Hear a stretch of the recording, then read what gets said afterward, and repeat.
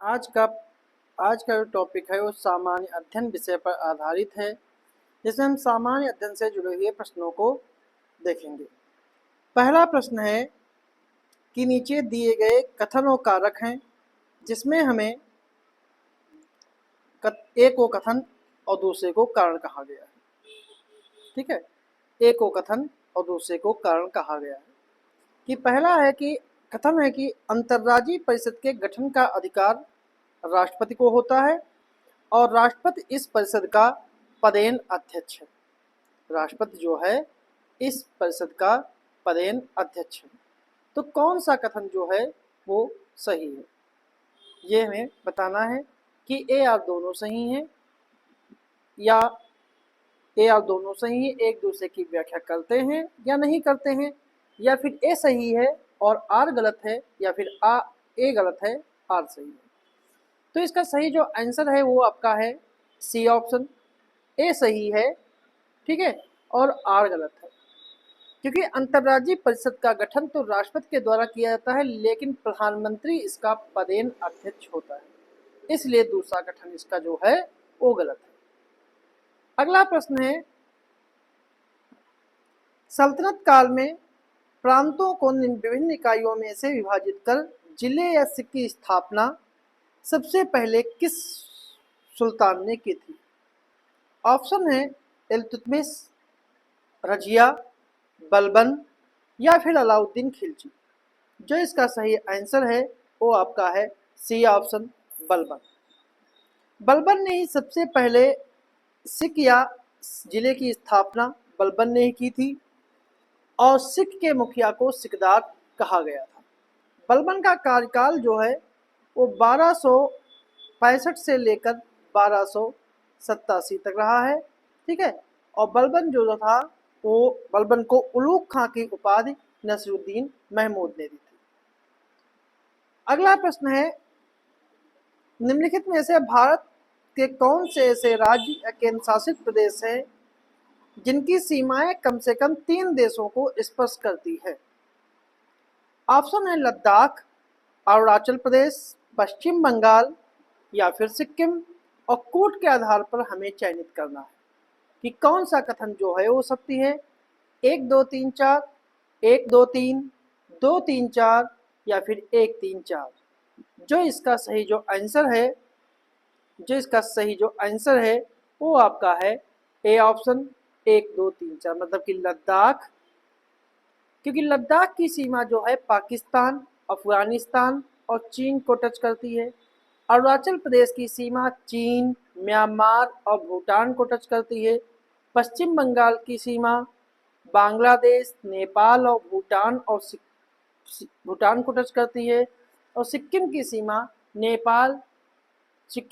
नेपाल, चीन और भूटान को स्पर्श करती है। यानी कि सभी राज्यों के शासित प्रदेशों की सीमा जो है वो 3 देशों से कम स्पर्श करती है। अगला प्रश्न है, निम्न में से किस नगर को कोच्चि का जुड़वा नगर कहा जाता है? कोट्टायम, एर्नाकुलम, त्रिचूर या फिर तिरुवनंतपुरम। जो इसका सही जो आंसर है वो आपका है बी ऑप्शन, एर्नाकुलम। एर्नाकुलम नगर को कोच्चि नगर का जुड़वा शहर कहा जाता है। अगला प्रश्न है, निम्नलिखित कथनों पर विचार कीजिए कि 2011 की जनगणना के अनुसार भारत में 40 लाख से अधिक जनसंख्या वाले नगरों की संख्या 9 है और इन 9 महानगरों में देश की कुल नगरीय जनसंख्या का 21.8% निवास करता है। तो इनमें से कौन सा सही है? केवल एक, केवल दो, दोनों या फिर दोनों नहीं। जिसका सही जो आंसर है वो आपका है ए ऑप्शन, केवल एक। क्योंकि दूसरा कथन इसलिए गलत है क्योंकि 9 महानगरों में कुल 21 पॉइंट नहीं बल्कि 23.8% जनता जो है वो निवास करती है। 23.8% जनता जो है वो निवास करती है, जबकि 2001 की जनगणना के अनुसार ऐसे नगरों की संख्या 7 थी। अगला प्रश्न है, पश्चिमी घाट के संबंध में निम्नलिखित में से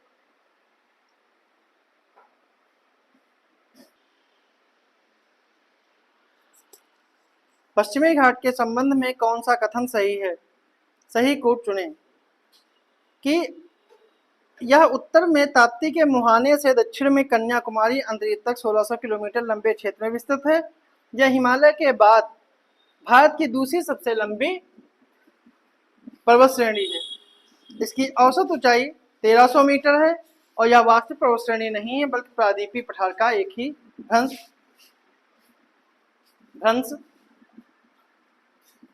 कगार है। तो कूट के आधार पर चयनित करना है कि कौन सा सही है, 1 2 3 4, 1 2 3, 2 3 4 या फिर 1 2 4। जो इसका सही जो आंसर है वो आपका है डी ऑप्शन, 1 2 4। तीसरा कथन जो है इसका गलत है क्योंकि इसकी ऊंचाई जो है, औसत ऊंचाई जो है 1300 नहीं 1200 मीटर है। बाकी जो कथन जो है वो सही है। अगला प्रश्न है, निम्नलिखित में से कौन सा कथन सही नहीं है? कि मरखा घाटी लद्दाख में स्थित है, जुको घाटी नागालैंड में स्थित है, सांगला घाटी उत्तराखंड में स्थित है, युथांग घाटी सिक्किम में स्थित है। तो इसका सही जो आंसर है, वो आपका है सी ऑप्शन, सांगला घाटी। सांगला घाटी जो है वो हिमाचल प्रदेश के किन्नौर के पास स्थित है, जबकि मरखा घाटी लद्दाख में, जुको घाटी नागालैंड, युथांग घाटी सिक्किम में स्थित है। अगला प्रश्न है, निम्न कथनों पर विचार कीजिए कि राष्ट्रीय ग्रीन इंडिया मिशन को 20 फरवरी 2014 में मंजूरी प्रदान की गई। इस मिशन के तहत अगले 1 दशक में 2 करोड़ हेक्टेयर भूमि का वनावरण का लक्ष्य रखा गया। कौन सा कथन सही है? केवल 1, केवल 2, दोनों या फिर दोनों नहीं। जो इसका सही जो आंसर है वो आपका है ए ऑप्शन, कि केवल एक कथन जो है पहला ही सही है, दूसरा कथन वो गलत है। क्योंकि राष्ट्रीय ग्रीन इंडिया मिशन को केंद्र सरकार ने 20 फरवरी 2014 को मंजूरी प्रदान की गई। इसमें 1 दशक में 1 करोड़ हेक्टेयर भूमि पर वनावरण का लक्ष्य रखा गया और यह जो है इसमें केंद्र और राज्य का अनुपात जो खर्च का है वो 75:25 का है, जबकि पूर्वोत्तर राज्यों के अनुपात 90:10 का है। अगला प्रश्न है, कौन से कारक महासागरीय धाराओं की उत्पत्ति को प्रभावित करते हैं? कूट के माध्यम से सही उत्तर चुनें। पृथ्वी की आकृति, तापमान में भिन्नता, लवणता में भिन्नता या पृथ्वी का परिभ्रमण। कूट के आधार पर चयनित करना है 1 2 3, 2 3 4, 1 3 4 और 1 2 3 4। तो इसका सही जो आंसर है वो आपका है डी ऑप्शन, कि इसके चारों कथन जो हैं वो सही हैं। जो परिप्रेक्ष में है वो चारों कथन जो हैं सत्य हैं। अगला प्रश्न है, निम्नलिखित में से सूची 1 सूची 2 को सम्मिलित करिए।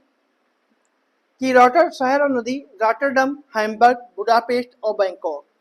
तो इसका सही जो सुमेलन है कि रॉटरडम शहर जो है वो राइन नदी के किनारे है, हैम्बर्ग शहर एल्ब नदी के किनारे है, बुडापेस्ट डेन्यूब के किनारे है और बैंकॉक जो है चारों फ्राया नदी के किनारे है। तो इसका सही जो आंसर है वो आपका सी ऑप्शन है, जिसमें चायोफ्राया नदी को मेनान नदी के नाम से भी जानते हैं। अगला प्रश्न है, कथन और कारक पर आधारित है कि अभिकथन है, विश्व के अधिकांश उष्ण मरुस्थल 15 से 30 डिग्री उत्तरी और दक्षिणी अक्षांशों के बीच महाद्वीप के पूर्वी किनारों पर स्थित है।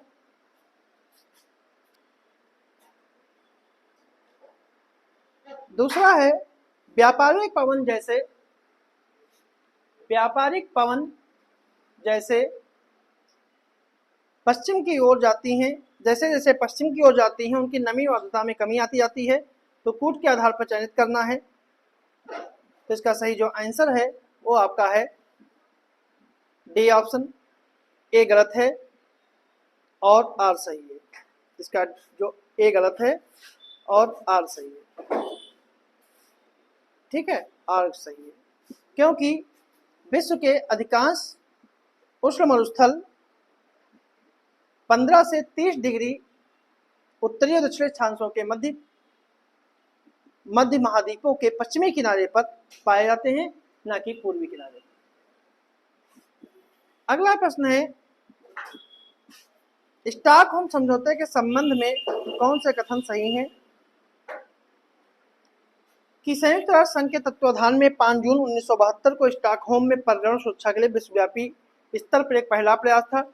इसी कार्यक्रम का मुख्य उद्देश्य पर्यावरण के प्रति जागरूकता लाते हुए राजनीतिक चेतना जागृत करना, आम जनता को प्रेरित करना था। इसी सम्मेलन में ही 5 जून को विश्व पर्यावरण दिवस घोषित किया गया। इस सम्मेलन में पर्यावरण संकट को दूर करने के लिए 25 सूत्री घोषणा पत्र तैयार किया गया। तो कौन सा कथन सही है? 1 2 3 4, 1 2 3, 2 3 4 और 3 4, जिसका सही जो आंसर है वो आपका है ए ऑप्शन। इसके सभी कथन जो हैं वो सत्य है, ए ऑप्शन का जो है सही है। अगला प्रश्न है, नीचे दिए गए विटामिनों में किन किन का आंत में बैक्टीरिया के द्वारा संश्लेषण किया जाता है? ऑप्शन है vitamin B6, vitamin H, vitamin B12, vitamin B3, ठीक है, विटामिन B3। तो कूट के आधार पर 1 2 3 4, 2 3 4, 1 और 2 या फिर 1 2 3, जो इसका सही जो आंसर है वो आपका है ए ऑप्शन 1 2 3 4, मतलब विटामिन की आंत के बैक्टीरिया के द्वारा इन चारों विटामिनों का संश्लेषण किया जाता है। अगला प्रश्न है, कथन और कारक है कि उपकला ऊतक क्षय ऊतक पर शीघ्रतापूर्वक पुनर्व्यापित होकर घावों को भरने में सहायता करती है और उपकला कोशिकाओं में विभाजन की क्षमता के कारण पुनरुद्भवन की बहुत अधिक क्षमता पाई जाती है। तो कौन सा कथन सही है? तो इसका ए ऑप्शन जो है वो सही है कि ए आर दोनों सही हैं और ए आर की सही व्याख्या करता है। अगला प्रश्न है, नीचे दिए गए हैं एक को अभिकथन दूसरे कारण कहा गया है कि लाल भोजन के साथ आए बैक्टीरिया को नष्ट कर देती है, लाल में माल्टेज एंजाइम पाया जाता है। तो कौन सा कथन जो है सत्य है? तो इसका ए सही है और आर गलत है। ठीक है, पहला जो है वो सही है, दूसरा लाल में जो है लाल में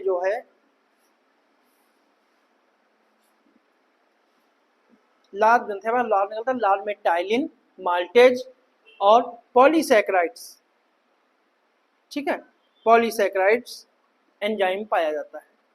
इनमें से पॉलीसैकेराइड एंजाइम बैक्टीरिया की कोशिका भित्ति को घोलकर बैक्टीरिया को नष्ट करता है, जबकि माल्टेज एंजाइम कुछ माल्टेज शर्करा ग्लूकोज में बदल दी जाती है। इस प्रकार ए आर दोनों सही हैं, सॉरी इसका सही आंसर जो है वो बी ऑप्शन है, ए आर दोनों सही हैं लेकिन इसकी सही व्याख्या नहीं करते, मतलब दोनों सही हैं लेकिन एक दूसरे की सही व्याख्या नहीं करते। अगला प्रश्न है, लाइकेन के संबंध में कौन सा कथन सही नहीं है? लाइकेन कवक और शैवाल के परस्पर सहयोग से बने सहजीवी पादप है। लाइकेन के कवक घटक को माइकोब्यांट और शैवाल घटक को फाइकोब्यांट कहते हैं। लाइकेन उपोष्णकटिबंधीय वनों में बहुतायत मात्रा में पाया जाता है और लाइकेन में चट्टानों का क्षरण करके खनिजों को अलग करने की क्षमता होती है। तो कौन सा सही नहीं है? तो इसका सही आंसर जो है वो आपका है सी ऑप्शन, क्योंकि लाइकेन एक प्रकार के मिश्र जीवी हैं जो कवक और शैवाल के परस्पर सहयोग से बनता है। लाइकेन के कवक घटक को माइकोब्यांट और शैवाल के घटक को फाइकोब्यांट कहते हैं, परंतु लाइकेन जो है उष्णकटिबंधीय वनों में बहुतायत पाए जाते हैं, ना कि उपोष्ण वनों में, इसलिए इसका सी ऑप्शन जो है वो गलत है। अगला प्रश्न है, अंतर एजेंसी अंतरिक्ष मलबा समन्वय समिति की 42वीं बैठक में इसरो ने किस वर्ष तक मलबा को मुक्त अंतरिक्ष मिशन के लक्ष्य की निर्धारित किया है? 2045, 2030, 2052 या 2035? इसका सही जो आंसर है वो आपका है बी ऑप्शन 2030। अंतर एजेंसी अंतरिक्ष मलबा समन्वय समिति की स्थापना जो है वो 25 अक्टूबर 1993 को हुई थी, जिसका उद्देश्य पृथ्वी के चारों ओर कक्षा में स्थित मलबे से निपटने के लिए समन्वय स्थापित करना है और इसरो प्रमुख सोमनाथ ने 2023-30 तक मलबा मुक्त अंतरिक्ष मिशन के लक्ष्य करने की बात कही थी। अगला प्रश्न है, हाल ही में किस देश को पीछे छोड़कर भारत ऊर्जा के उत्पादन में तीसरे स्थान पर पहुंच गया है? जर्मनी, फ्रांस, जापान या फिर ऑस्ट्रेलिया? जिसका सही जो आंसर है वो आपका है सी ऑप्शन जापान।